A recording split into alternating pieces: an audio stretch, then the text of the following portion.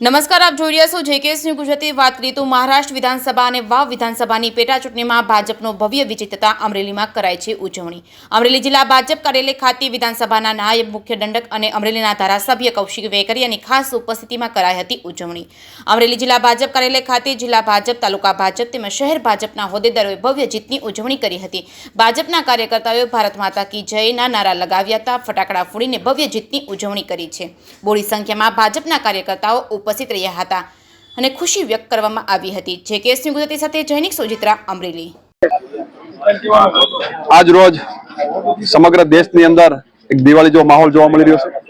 તે પ્રસંગે અમરેલી જિલ્લા ભાજપ દ્વારા ફટાકડા ફોડી અને ઉજવણી કરવામાં આવી છે. જે રીતે મહારાષ્ટ્રની અંદર સ્પષ્ટ બહુમતી સાથે ભારતીય જનતા પાર્ટીની સરકાર જ્યારે બેસવા જઈ રહી છે, લોકોએ એક સ્પષ્ટ અભિપ્રાય આપી દીધો છે, લોકમત આપ્યો છે કે ભારતીય જનતા પાર્ટી એ દેશના યશસ્વી વડાપ્રધાન મોદી સાહેબ આદરણીય અમિતભાઈના નેતૃત્વમાં જે રીતનું મહારાષ્ટ્રમાં એમની આગેવાની નીચે જે રીતના લોકો દ્વારા લોકોનો એમની ઉપર જે ભરોસો મૂકવામાં આવ્યો અને ખાસ કરીને સ્પષ્ટ બહુમતી સાથે ભારતીય જનતા પાર્ટીની સરકાર જ્યારે મહારાષ્ટ્રમાં બની રહી ત્યારે હું ખાસ કરીને હૃદયપૂર્વકની શુભકામના પણ પાઠવું છું.